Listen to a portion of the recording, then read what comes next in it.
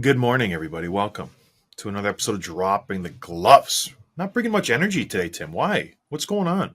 You asking me? I have a lot of energy. I feel great. I'm I just think you're stating a just fact. you're seeing yourself right now. You're talking about you. I am. Yes, I am. I am a little tired. I went skiing yesterday with the kids. We went to Crystal Mountain. It was homeschool skiing day, and I haven't skied in years and years and years. I think the last time I went skiing for real with my own skis was I went to, and this is going to sound 1% ish, so just bear with me. I went to Colorado with some of the guys from the team. We went with Seabrook, Turco, Jake Dowell, and another guy, and we tore it up on the mountain with our wives. That was a lot. So years ago, like that's 10 years ago. So I got all kinds of muscles that are tweaked right now. It's because I don't ski very often. And I was just with the kids, so it's not like I'm ripping down black diamonds, but it was a fun day. We did go down one black diamond. Terrible idea. And I was babysitting Lillian. Sorry, this is a pointless story. And she got going with speed, and I saw her, and I tried to control her, but I knew if she got by me, dead or very, very, very much injured. So I full on tackled her on the hill, and I tackled her, but I couldn't stop because it was so steep. And we went into one of the fences on the side of the hill and like crushed it into the fence. Her helmet went flying down the mountain, and here I am tackling this 7-year-old girl. People thought I was probably crazy, but yeah, we never went down another black diamond after that. Are you a skier, Tim? No, I only went once. It was in. I might have been Crystal Mountain. That's the one that's like 45 minutes away ish from Traverse. Yes, yes. Yeah, Larry took me. The OG listeners remember Larry's name from the old days of the beginning of the show. But yeah, I haven't been before or after. And he kind of taught me the whole French fry and pizza shape, and then he said, "Okay, here we go." And we just went. It was a lot of fun though. French fries and pizza. It was a good day. It was warmer. It was nice fun, but I'm a little sore, a little tired. Didn't get home till like 9:30, but it was worth it. Kids had a great time, and here we are. We haven't talked in a long time. We had the Four Nations Cup. Everybody's kind of recovering from that hangover, which, as everything starts to trickle in, viewership-wise, was a slam dunk. The most watched game as far as hockey goes in years and years and years, all across all sites. Just the best thing since sliced bread. So very good for hockey. Yeah, the final number, I don't have it in front of me, but it was 15.7 or something? across two countries, yeah. Yeah. And I think 9 in the U.S., something like that. And more watched than any NHL game ever, which is crazy. Matthew Tkachuk was on Jimmy Fallon last night or 2 nights ago, and he said it was the biggest game of his life. And Jimmy Fallon's like, "You won the Stanley Cup." And he goes, "Yeah, I know. That's how big it was." Just the lead up and the rivalry and the heat. So pretty amazing and awesome to see those numbers come in. Gosh, I used to be such a big Jimmy Fallon fan. And I'm just not. And I don't have a TV, so I don't have a chance to watch him. But he and like Jimmy Kimmel. I was always a big Conan O'Brien fan. I thought Conan O'Brien was very, very good as a late night host. And Craig Ferguson.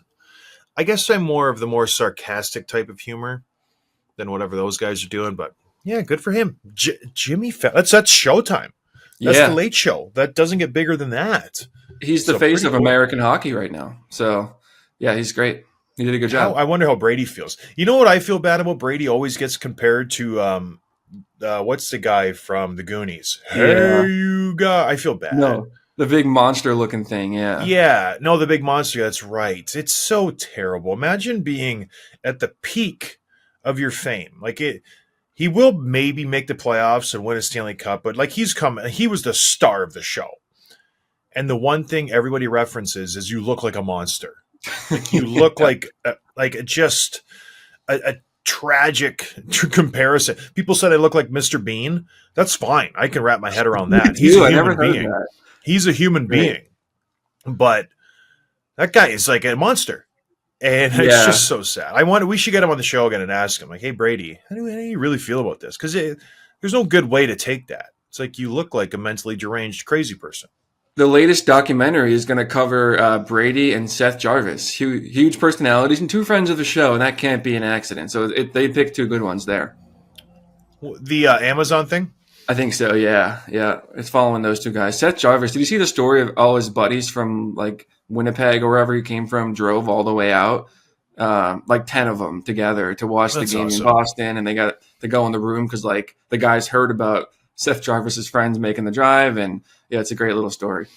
He's a good dude. He kind of started with us. I don't want to take credit for him, but kind of started with it. Anyway, moving on. We got some terrible news in the NHL. Alex Ovechkin doesn't stop scoring. And Tim has been licking his disgusting chops all day until this podcast because he's just very excited to prove me wrong. I'm not wrong very often. You know, it's very rare where I say something, I'm like, I really blew it on this one. I did this outrageous prediction years ago, bold prediction. I said, Ovi won't break the record, not even close. Well, lo and behold, he threw up 40-some last year. He's on pace this year to get 1 million goals, and he just doesn't stop scoring, Tim. He must have went back to Russia and got some special medicine over the break because for his second game back, the guy gets a hat trick at 39 years old, about to turn 40. Like, it smells a little strange to me. But he looked great. And Tim, the floor is yours. Have at it, because you're just grinning from your. If you're not watching YouTube, Tim has this stupid look on his face. He's so happy. He's gonna make me eat crow. You think we were mortal enemies instead of really good friends? He can't wait. He can't wait. We are enemies. We are mortal enemies. No, it's great because it's funny because they scored a ton of goals on Saturday, and he wasn't part of it at all. And you're like, oh, what's going wrong? 8 goals, right, against the Penguins. Yeah. And then he gets a hat trick the next night, and it caps it off with all things an empty net. Now he's just 13 goals from the record, which means, like, in case there was any doubt, he's going to do it this season. You know, like, it's not like he's already the best goal scorer of all time, and he's going to make it official. And it's crazy, too, because he missed a bunch of time. He missed 16 games when he broke his leg, and he's still on pace for 42 goals, and he's 39 years old. I know you kind of make the joke about the whole Russian thing and what's going on, but what he's doing is really special. And I know you want to, discredit some of these because he's got 7 empty net goals on the year. Here's why it's not a big deal. First of all, he's tied with Rantanen. Rantanen also has 7 empty net goals, and he's got it in 56 games. Rantanen has 26 goals. Ovechkin has 29. So it's percentage-wise, Ovechkin has more goals, not empty net, than Rantanen does. So it's not like he's relying on empty net goals to get this done. He's doing it in all shapes and fashion. It's just maybe a little bit blown up because they're putting him out there. 25% of his goals. Yeah, but Rantanen's even higher. Who cares? He's even higher. Yeah, but who cares? Is this your big argument? You're referencing someone else has more empty net goals or a higher percentage? I'm saying he's right on track with the other best players in the league. Like, this is not an aberration that he's scoring a bunch of empty net goals that's inflating his numbers. It's right on track with what everyone else is doing. Oh my gosh! So this was the big gotcha moment that Rantanen has a lot of big empty netters, more empty netters. It's not a gotcha moment. I'm just saying you can't be like, oh, Ovechkin has the most goals, but he's got like 10 more empty netters than everyone else. That's not the case at all. No, I realize empty net goals are a part of the system. I scored one. You know, it is what. Did you ever get one, Tim? Like in men's league or like club hockey or whatever? Not club. Probably in youth hockey, high school. It's a great feeling. It's a great feeling to know you have absolutely no goalie and you just bombs away and you score whenever you want. But I just feel like the coach, and rightfully so, good for him. He knows what he's doing. All the players on the ice, they look for Ovechkin anytime there's an empty net. And 2 nights ago was a prime example. Edmonton's losing 6-3. 6-3 for Pete's sake. And you pull the goalie. Like, when did everybody drink the Kool-Aid of Patrick Waugh? Like, oh, we still got a chance. We're going to score 3. Maybe Edmonton because they have the firepower. I maybe get that. There's 2.5 minutes left. Like, it's just very unrealistic you're going to score 3 goals in 2.5 minutes. All that aside, all the guys on the ice, Tim, are looking for Ovechkin. Ovechkin's taking a 3-minute shift because he wants that empty net goal. It's just ridiculous. And I know on the Edmonton one, it was a broken stick and no one passed to him, but the previous 6 and then the million he had before that, everybody's looking for him. It's not hockey. It's like when Michael Strahan won the sack record and Brett Favre pretty much just ran to him and sat down. It's like, oh my goodness, you won the sack record for most sacks in a year. Is it real? So I don't know. He's going to get the goal record. Greatest goal scorer ever. Everybody knows that. He's a better goal scorer than Wayne Gretzky, hands down. This guy is an absolute legend scoring goals. But to me, maybe a little tainted. Maybe. Not much. Like, you got to give the guys props. He's doing it at an advanced age. I'm just being a stick in the mud because that's just what I like to do, and it irks people. Yeah. But You there is some truth to this, where when they're up by 2 or 3 and there's an empty net, Ovi ain't coming off the ice, and everybody and their brother is forcing the puck to him. Where if it's just a regular hockey game, and I will say, I bet you he has an extra 15 to 20 goals because of that, if not more. maybe remember the play. I think it was 2 seasons ago, where it's the 2-on-1 with Strome, where Yeah, Strom he wouldn't had an shoot. empty net and he still didn't shoot it because he wanted to get over the thing. Yeah, like Yeah. you see that every so often, but most of them are legit. And even the one they mentioned the other night, like it was a real empty net goal. So I know you're trying to explain this, but it just sounds like sour grapes from someone that just doesn't want to admit they were wrong or has a hard time being wrong. And you just are. It's going to Well, one of happen. my goals as a kid was to break Wayne Gretzky's record. So maybe I'm a little hurt by that. I didn't get a chance. I didn't get the opportunity. Coaches didn't see the talent that was in front of him. Like, oh, you're tall, you should fight. The other thing But that's good worth for mentioning him. now, he has Yes. 200 goals since the beginning of 2020, which makes him the first player in NHL history to have 200 plus goals in 3 different decades. He had 245 in the 2000s, 437 in the 2010s, and 200 plus in the 2020s. So pretty special what he's doing. That's really good. Timmy's the best player of our generation. You would have to Best say. goal scorer, Crosby? Crosby. Yeah, I agree. Yeah, best goal scorer, hands down. Is there anybody in the league? Like, everybody thought Patrick Laine was the second coming of Ovechkin. Everybody thought Matthews was the next big thing. Do you see those guys falling? Well, obviously Laine fell off.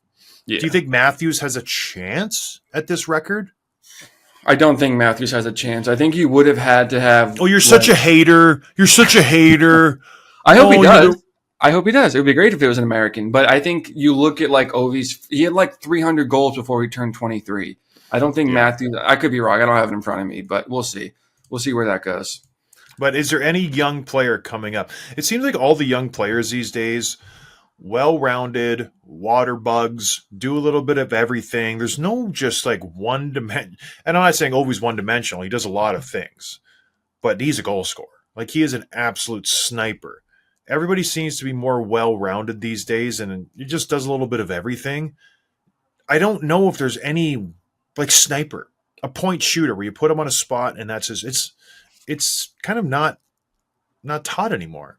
I wonder if Mishkov wants to be that player. And maybe Torts But will he's kind so of take creative that with out the of him. puck. Like, he's so Yeah. dynamic and dangling. Ovi's not a dangler. Ovi is a point and shoot type player or a shooting off a rush type player. He's not going to, very rarely is he going to take you one-on-one. You know? Like, Yeah, at he's this just point. powerful. He's going to drive you wide. He's going to go to the far post. He's going to point and shoot on the power play. So, just an observation. What do I know? I'm a guy who didn't get Ovechkin right on his goals. I did. You know what I did get right? And someone pointed this out in our Patreon. By the way, if you're not a part of our Patreon, what are you doing? It's a great time. So AC we were just going back and forth today because I have it on my work computer and we're just chatting it up. He's like, you're going to be happy about this, John. Kyle Dubas just said he would trade Erik Karlsson in a heartbeat, like yesterday if he had the chance. I'm like, yeah. Obviously, I said that when they got him. The guy should have been fired years ago for trading for this guy. And I was just talking with him, like, isn't it sad that those 3 Hall of Famers, Crosby, Letang, and Malkin, could have went somewhere and played really meaningful hockey, played in the playoffs, really put a bow on their career. But no, they decided to stay and re-up and have matching contracts and everything's great. And it's good for them because they live in Pittsburgh, but it's bad for us fans. It could have been Well, really neat to see Malkin playing in the playoffs. Go to Colorado. Crosby, go play in Montreal. You know what I mean? Letang, go play in Vancouver or somewhere else. It would have been great. yeah, 2-3 years ago, if you had added Malkin to like Carolina, who desperately needed that another top Yeah. 6 center, or Letang to like Toronto, who they were desperate and still are for that puck moving power play guy. Like Crosby, he's never going to play anywhere else. He never will. He'll be because you can't trade Wayne Gretzky. No, but he said he doesn't want to go anywhere. They're going to honor that, I guess. So, yeah, it's too bad. But we'll see if Karlsson goes anywhere. We have seen his name. I think Friedman pointed this out. That it was just more of a speculation than like an actual reportable rumor. But Dallas being a possible destination there, and maybe he goes and pairs with Heiskanen or they balance out the pairs, takes a little bit of the pressure off of him. So he could be a good fit. He's still a good player. We saw that. Well, And the question that's is not now, bad. because trade rumors are swirling, Tim. It's been reported that Seth Jones has reportedly requested a trade from the Chicago Blackhawks. He has not enjoyed the rebuild. He was there before when they had a solid team and they were going for it, the last ditch effort to milk every last sting of Patrick Kane and Jonathan Taves in that Stanley Cup run that they were on. He's been through the rebuild. He's not a big fan of it. He still has a few years left on his $9.5 million contract, and he wants out. He wants to play meaningful hockey. And this is my question for you, Tim. You're a hockey insider. If you're a Dallas Stars team, they got all of a sudden a plethora of cap space because they put Miro Heiskanen on the LTIR. Lots of money to spend. They need some defensive help. Who you want? I don't think they'll get either of them, just to put that out there. But just hypothetical. Would you rather have Seth Jones, who's a solid defenseman, very good, offensively average, defensively pretty good, or would you rather have Erik Karlsson, who is a race car? He goes. He is very good offensively. He is, what is the opposite of superb? The opposite of superb on defense. He sucks. He's terrible. He's Yeah. awful. Like, he is a liability. You're playing with 4 forwards on the ice, and especially if the games are meaningful. Like, ooh, woof. You shelter that guy's minutes. So who would you rather have, Tim, if you're the Dallas Stars? Yeah, I mean, obviously it depends on if you're the Stars. That obviously factors in, and whether or not they're going to eat some salary and make that all work. But all things being equal, I think you have to take Seth Jones. I think I want the guy that can play defense. He can still contribute offensively. You don't need him to run a power play. You have those guys already. But you want like a do-it-all type defenseman who doesn't have any glaring weaknesses. He's just overpaid. He's still a good defenseman. And on a good team, you're going to see a lot of those like mistakes that he makes and the parts of his game that get exposed are going to be covered up by the good players around him and a solid system that Chicago just does not have. So if I'm looking at a piece, I'd rather have Seth Jones. The problem is he makes $9.5 million until 2028. No one's going to touch that. So do you think you see a team that they retain half of it? Do you see another team like a Utah, Seattle, whatever, like come in and help facilitate the deal by taking on $3 million of the cap space in exchange for a second round pick or whatever? I mean, do you see this guy legitimately getting moved? Yeah, I do. I think he does get traded because he is valuable. And the highest need for most teams going into the playoffs is a defenseman, a top pairing defenseman. That's the unicorn in the NHL these days. If you have one, you hold on to them dearly because they're hard to come by. And if you can get a Seth Jones, and the good thing here, Chicago won't be good for a long time. So they can eat 50% of that cap and maximize Seth Jones' value. So if I'm Kyle Davidson here, I'm reaching out to every single team. I'm going, hey, I have Seth Jones. I will eat 50% of his cap. What is that worth to you? Because if you get him at $4.75 million, it ain't bad. It's a hell of a deal for a guy. He's locked up for 3 more years, so you have a little more term left on his contract, which is a good thing. People bag on Seth Jones, myself included, just because he carries such a high number. And when you have that number, the expectations are through the roof. And he can't live up to that because he's not a Cale Makar. He's not a Roman Josi. He's not a guy who can go out there and create on his own. He's a solid defenseman who makes a good first pass, and he shuts down other teams' top forwards if he's motivated. But if you're willing to eat that cap, Tim, I think a team would jump at the chance to get this guy. And all of a sudden, because you're eating half of his salary, his value goes way sky high. Like, it's through the roof. You're talking 2 first rounders, 3 first rounders, and a prospect. He's only 30. He's still arguably in the prime of his career. He's played a ton of hockey in his life. He's played in meaningful games. So yeah, I think the market definitely will be there, with the caveat that you have to retain some of that salary. I don't think anyone takes him on 9.5. So, well, I'm surprised you think he's worth that much. But do you think if he can he be the best defenseman on a legit cup contending team, or do you need him as a number 2? In other words, like I don't want to compare apples to apples because everyone has opinions, but maybe he's arguably better than Erasmus Anderson. Does it make sense for Calgary to trade for him? He's probably better than Parayko or anyone in the Blues. Does it make sense for the Blues to trade for him, or go on down the line? Is he better than Shabbat? And does it make sense for Ottawa to trade for him? Or do you need him to like be a number 2 to a legit star defenseman? Yeah, I think he's the Robin to a Batman because he proved it in Chicago. I don't think he is that star defenseman. I think he never was. I think he paired up with Werenski in Columbus. He did a lot of the puck movement and stuff like that. He sheltered him, and sheltered is a very loose term. Seth Jones is a good defenseman, but yeah, I think he would do well in a situation where he can be the shutdown defenseman, play third, fourth minutes, and then just be a solid defenseman, not be the guy we're relied upon to do everything because that's not who he is. I watched him for years in Chicago just fail because he's not that guy. But you put him on the Senators blue line, you put him in New Jersey or Carolina or somewhere that really needs it. Detroit could desperately use him. They're atrocious on defense. But yeah, I think he fits in as a number 2 guy. A guy like the Edmonton Oilers, we can put him with Evan Bouchard, but he's got Ekholm already. So I don't know. They'll find a spot for him, Tim. You know where he wouldn't actually be terrible is the LA Kings.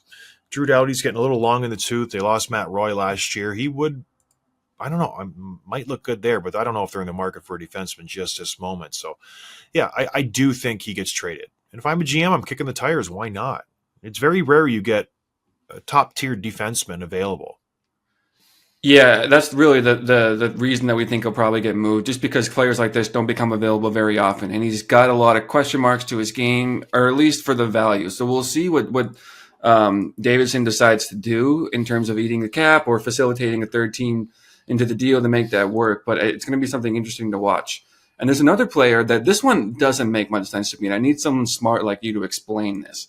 Mikko Rantanen, rumors have been swirling that he could be moved again before the deadline. Now, if I remember correctly, they just acquired him about a month ago. How does it make sense that they were already thinking about flipping him? Is it just that they don't think they can lock him up long term, or what?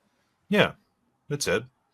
But yes, but you're contending this year, and he's a top 10 player in the league. How does he not make you better? Like you made that move already.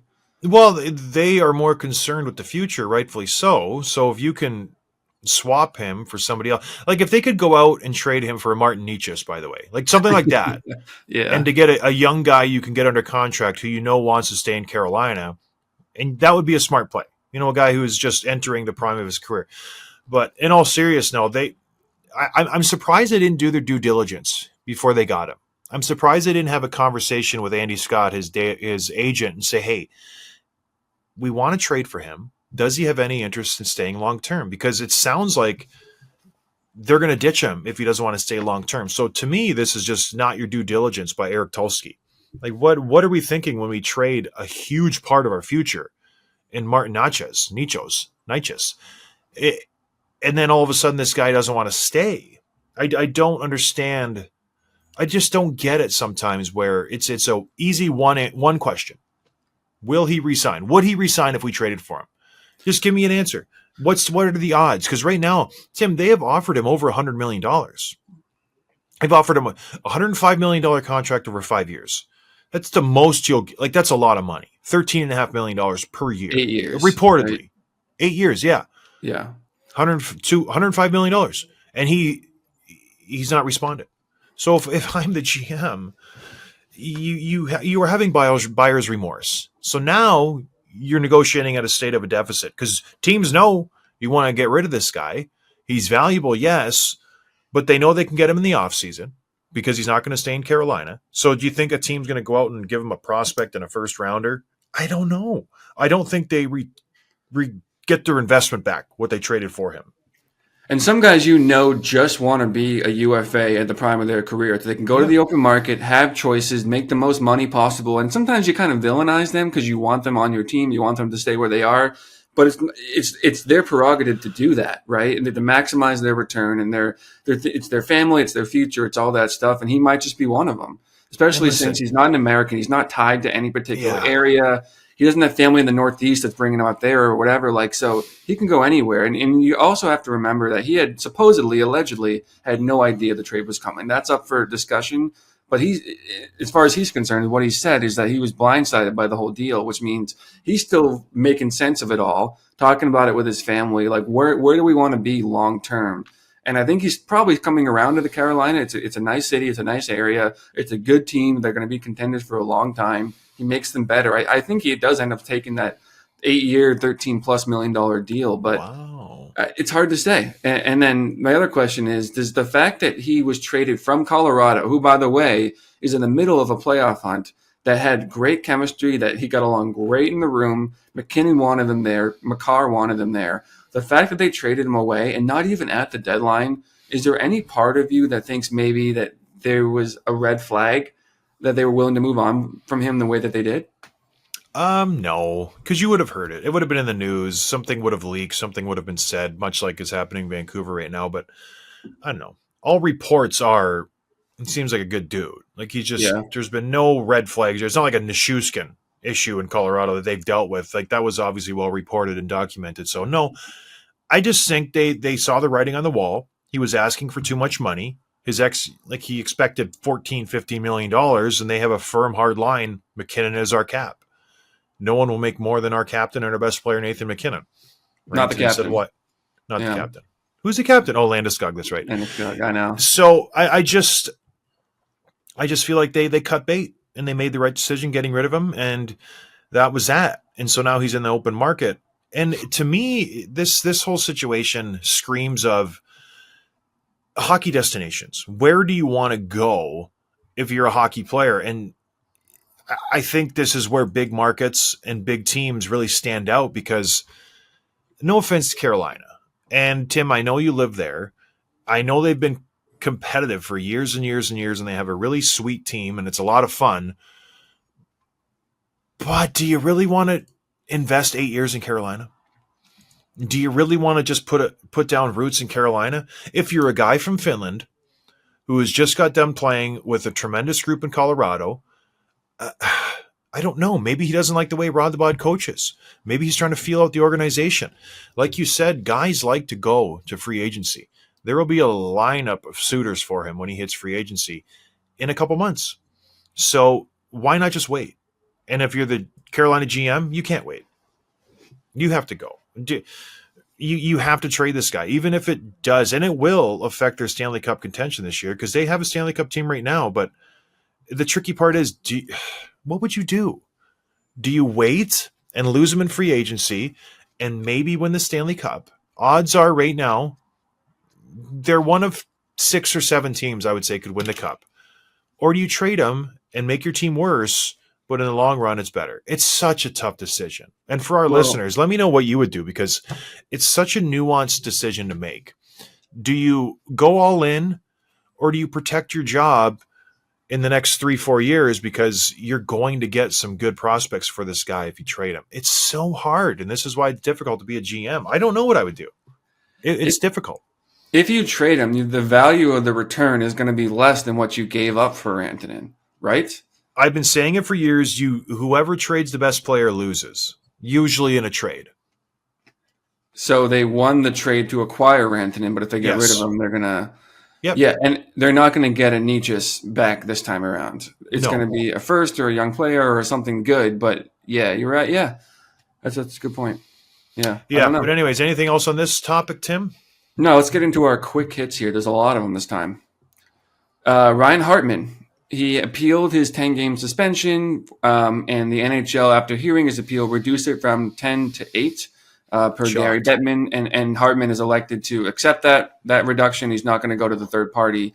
And basically the way that this went was that the NHLPA on his behalf argued that it was, quote-unquote, a mere accident with an unfortunate outcome, which is something that I can understand the more you watch the clip and the breakdown of it. But Bettman says that Hartman had his elbow up, put his arm on Stützle, shouldn't have done it. It was reckless, and 8 games should be sufficient, quote-unquote, to serve as an appropriate wake-up call. Shocked. I guess I'm not too shocked because the NHL always does things I don't expect. I thought it should have been 10, if not more. So the fact that they're reducing it, I don't know. It's very strange to me. It was a very just aggressive, unnecessary, not a hockey play. And so if he's hanging his hat, planting his flag on, it was an accident. I guess, he's prone to accidents, this guy. So it's, I don't know, whatever. 2 games. He saves probably $80,000 because he was losing a ton of money on the suspension. So it'll be interesting when those 2 teams play each other again. A friend of the show, Zach McEwen, might get called up and have a little talk with Ryan Hartman. That would be fun. That'd be a lot of fun. Another one, this is kind of a nice positive story that I noticed the other day. Shane Wright, If you remember, he was supposed to Oh, be the going first Slavkovsky. overall Oh yeah, yeah, couple years yeah. ago. He didn't. He fell in the draft. He goes to Seattle. He was stuck in the minor leagues, couldn't make an impact. He was scratched in November, healthy scratched. He's now 15th in the NHL in points per 60 minutes. That's ahead of Sidney Crosby, Forsberg, Jason Robertson. He has 32 points in his last 40 games. So nice to see someone that takes a little bit longer to develop finally start to put things together, and hopefully, the Kraken have a nice young, good player on their hand that they can build around in the future, which they were hoping for the first time around. Yeah, great story. A ton of potential. There was a reason he was the odds-on favorite to be drafted #1 overall a few years back. But I just feel bad for him just because he was put in that situation. He had all the spotlight was on him. It's tough. It's tough to produce if you don't have the chutzpah. And obviously, he's got some resolve because he battled through that. He's playing great hockey. Good for him. Seattle could use some good young players in their system because they get Kako from the Rangers. Shane Wright starts to play a little better. All of a sudden, you have some guys to build around, and then the future looks a little better. I don't even know how Kako's been doing, but he's a young player who has a high ceiling if he gets going. So I like that. Good for you, Shane Wright. You know who no one's talked about? I just looked him up. I haven't heard his name all season. Matty Beniers. He had 57 points his first year, won the Rookie of the Year. 37 and 77 last year. He has 32 and 59 this year, on pace for about 50. Oh, It's too bad. Yeah, I mean, I don't know. I haven't watched the games. I wonder. I'd love to know from a listener who follows the team. Is it him? Is it the team? The system? Hopefully, he comes back. yeah, they tried to invest in the defense. They got Adam Larson. They gave Vince Dunn a huge contract, and it's just if you give money, big money, to guys who aren't going to push the team and really be an impact player, it just sinks you. It really, really does, especially in the back end. It's a huge deal. You're investing in the right guys, and obviously they're good defensemen. Don't get me wrong, but yeah, Vince Dunn. Remember, he had that one magical year where everything was Yeah, going right. Was that in St. Louis? I think so. Yeah. And then he signed the big ticket, and everybody thought he was going to take off the next hot thing, much like a Brandon Montour, who I believe, if I'm not corrected, is on Seattle as well. He is, and so they're saddled with these contracts, 7 million plus for these two guys, where their best hockey was somewhere else. Then they go to Seattle, and it's like, ooh, buyer's remorse, oopsie daisy, and all of a sudden those guys are 30, going on 1 million, and the contracts are looking very, very bad. So it's just And it is what it Vince is. Dunn was 2 seasons ago. It was with the Kraken. He had 64 points, 14 goals, making $4 million a year. Then he signs the big ticket at 7.3 and 46 last year. He'll probably do about that this year too. So Which is not bad. 46 is great for a defenseman, and he's a good solid D man. But listen, you're making almost 7.5. We need you in the 60, 70 point range if you're making that much money. That's the business, baby. yeah. So the next one here, and this is a team we've been kind of dancing around that I think we should spend some. Maybe we should do a whole episode on teams that should be sellers. The Boston Bruins. They lost Hampus Lindholm out for the rest of the season with a fractured patella, which I think that's in the shoulder. If I'm correct me if I'm wrong, but yeah, tough blow for them. Although it's not going to super matter, they're just not going to be there, and they're having some discussion. They're not shopping Brad Marchand, but they're getting a lot of calls on him. His contract is up. Wouldn't be shocked if he gets moved, and some other pieces get moved too. Patella is the kneecap. Kneecap. Okay. I had a chipped patella, and I had to get it smoothed out because it was tearing my meniscus, which made it very painful to walk. So I had that surgery done on my knee. But anyways, honestly, this could be a blessing for the Boston Bruins because if Lindholm is in, he's a good hockey player. He shores up the defense. He makes them better. Maybe they just are under the impression that they're a good hockey team and they can compete. They win maybe a few more games on the bubble. This is a blessing for them. They will miss the playoffs. They will have to regroup. And I am happy that this happened for the Boston Bruins in the long run. Trade Marchand.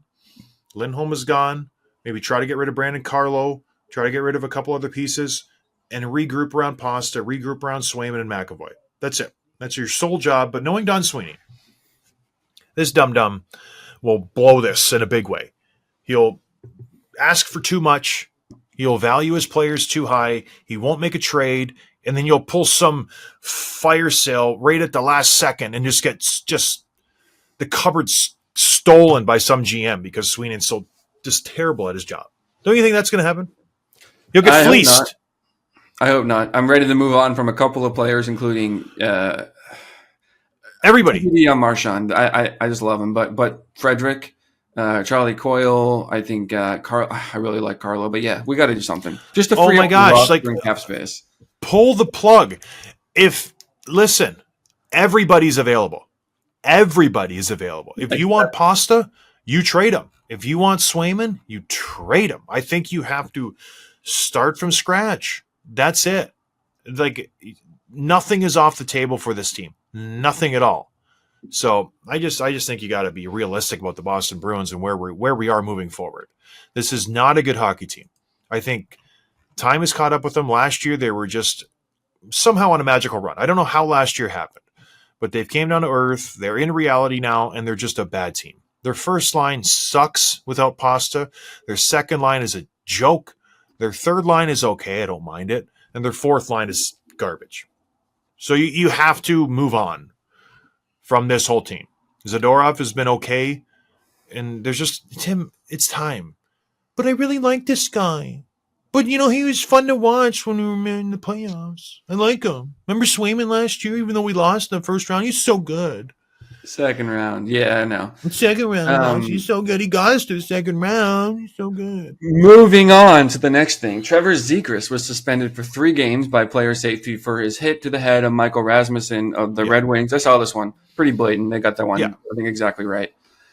The last thing here, and this is something that we probably also deserve to spend more time on. We might spend some time on Thursday later on the week talking about the Canucks and what's going on there. But Elias Pettersson was quoted about like stuff going on in the ice, and he said, quote unquote, it was annoying to deal with the media. This is the guy that wears an A for your team. This is the guy that was supposed to have everything fixed when you get rid of JT Miller, and it's just gotten worse and worse. And if you look at his stats since like going back to like mid-January or the last 6 weeks or something, including the Four Nations face-off, he's averaging like 30 points over an 80-game pace. It's really bad. And it's tough when you see like a guy who is struggling. Part of me feels for him. Like he's getting all this negative attention. He can't go anywhere without getting asked about it. But he's giving like the worst. Remember how Marner would have these horrible quotes with the PR stuff? Yeah. This seems worse than that. So it's starting to get pretty ugly. 7 years. He has 7 more years left on his contract.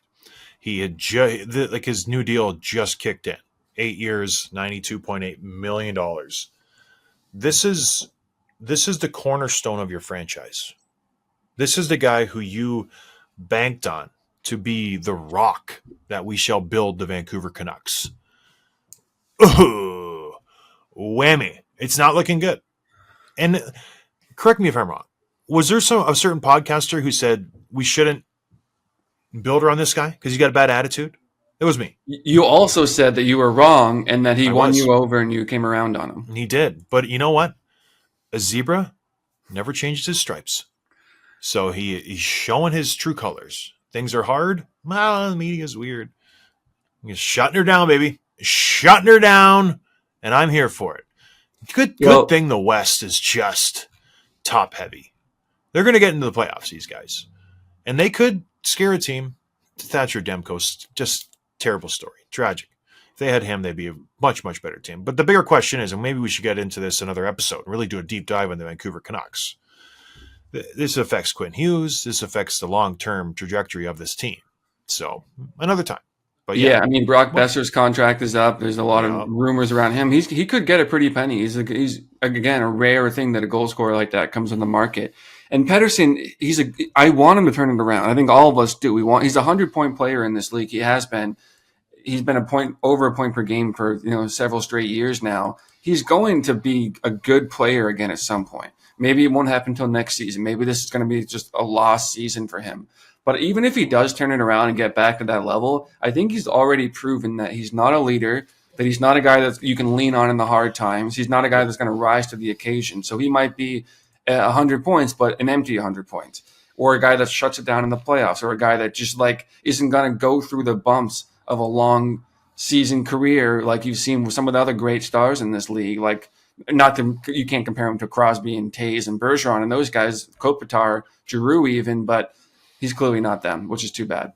Yeah, don't look now, but JT Miller is over a point per game. since he joined the New York Rangers. He's fit right in seamlessly. He goes to the Four Nations. He plays terrific for Team USA. So, And he's joining a stacked power play. Like, he's not the first option. He's not getting all the best looks, and yet he's making it work, and while shutting down other teams. So, yeah, oopsie, maybe we made a mistake there. And the Rangers, gosh, I want them to make the playoffs so bad. I really, really do. Right now, they're far from it because the Eastern Conference is so competitive. They're 2 points out. But there's a bunch of teams in the mix for the playoffs in the Eastern Conference. I want the Rangers in. I think it'd be fun. But anyways, anything else, Tim? No, yeah, I'm trying to get a guest for later in the week to talk Vancouver. If not, we'll have to do some deep dive on some selling teams and who should be a seller, who should be a buyer. I think that would be fun. Well, I think we're starting to see a clear divide, at least in the Western Conference. But in the East, there are some teams that are on a bubble. And this is the hard time of year. If you're a GM, and I've said it for years, if I'm the Ottawa Senators, the Detroit Red Wings, teams that are in the playoffs, but realistically, they might not win the Stanley Cup. They won't win the Stanley Cup. What do we do? Do we buy? Do we sell? Do we stand pat? Do we invest in the future and trade some of our veteran guys? Questions that need answers. And Tim and I will answer them. Maybe Thursday, but definitely by next week. But that being said, thank you everybody for listening. We appreciate your support. And we'll talk to you later. Cheers.